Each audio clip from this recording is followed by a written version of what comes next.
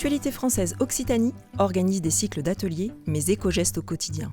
C'est au sein du CCAS de la ville de Montpellier, partenaire historique de la mutualité, que les participants se retrouvent pour un atelier en plein air.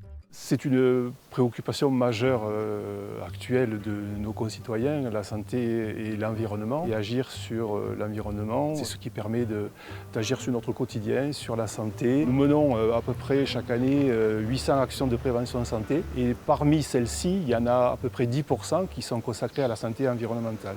Proposés dans le cadre de la conférence des financeurs de la prévention de la perte d'autonomie, ces cycles d'ateliers permettent aux seniors d'aborder la santé environnementale et les gestes qui peuvent être adoptés facilement.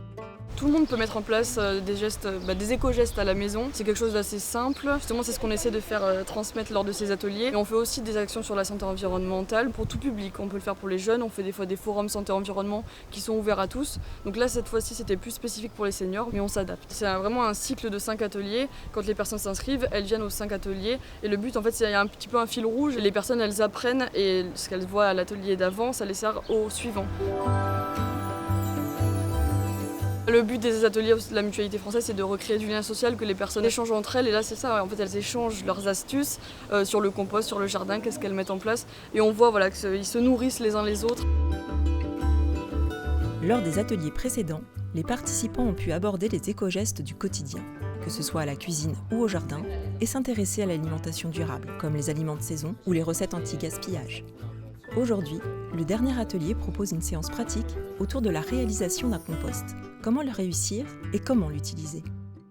On a surtout parlé de compostage avec des petits ateliers sur qu'est-ce qu'on met dans le compost, en quelle quantité. Il y a un peu deux types de matières. Il va y avoir toute la matière organique donc, qui vont être riches en azote, donc tout ce qui est les épluchures, certains végétaux. L'autre partie, ça va être la matière qui est riche en carbone, donc tout ce qui est boîte d'œufs, des copeaux de bois aussi. Enfin, c'est ce qui va permettre d'avoir un équilibre dans le compost. En général, on conseille d'avoir un tiers de matière azotée, donc tout ce qui est produit organique, et 2 tiers de matière sèche qui va être riche en carbone.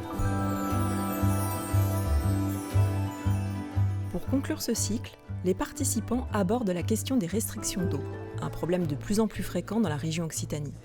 Après un rappel des bonnes pratiques et des conseils à adopter l'été, les participants sont invités à réaliser un Oya, une solution pratique et ancestrale pour arroser les plantes selon leurs besoins tout en économisant l'eau. J'étais très intéressée par le cours concernant les Oyas. Le fait de participer et où chacun prend la parole, où chacun exprime ses souhaits ou ses interrogations, non, c'était pas compliqué du tout, quoi.